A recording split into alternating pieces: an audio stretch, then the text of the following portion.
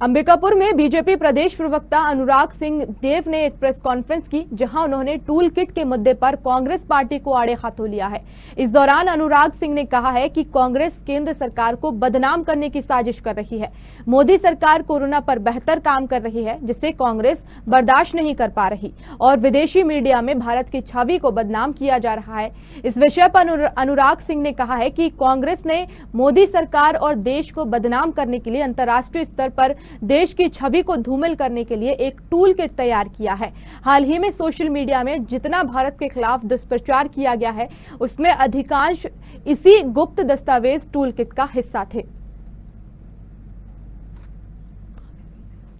देखिए, जिस तरीके से किसान आंदोलन के अंतर्गत एक साजिश रची गई थी और पर्यावरण कार्यकर्ता विश्व स्तर पर जो ख्याति प्राप्त है ग्रेटा थनबर्ग, उन्होंने एक टूल किट को उस समय शेयर कर दिया था और पूरा का पूरा टूल किट ही शेयर कर दिया था।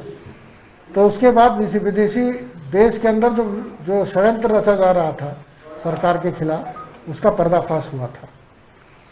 दूसरा इसी प्रकार का एक टूल किट इस महामारी के कालखंड में कांग्रेस के तरफ से सामने आया है और जिसमें कांग्रेस के द्वारा मोदी सरकार को बदनाम करने के लिए अनेक प्रकार के षड्यंत्रों की रचना की गई थी, जिसमें डेड बॉडीज को जलते हुए दिखाना, ऑक्सीजन की मारामारी दिखाना, अस्पतालों में बिस्तर बुक कर लेना, ब्लॉक कर लेना और फिर कांग्रेस के नेताओं के कहने पे उसको देना।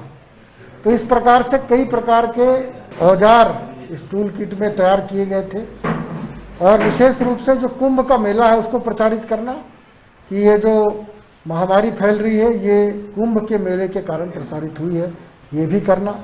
वैश्विक स्तर पर इन सब चित्रों को शेयर करना।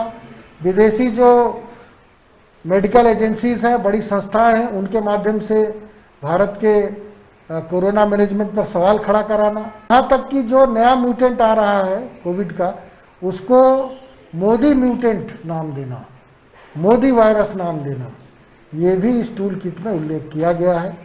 इस टूल किट का कनेक्शन विदेश से भी था, देश के अंदर भी था, विदेशी मीडिया से भी था और ऐसे तथाकथित जो इंटरनेशनल संस्थाएं हैं जो भारत के बारे में अच्छा नहीं सोचती हैं, उनसे भी मिली भगत करके ये काम किया।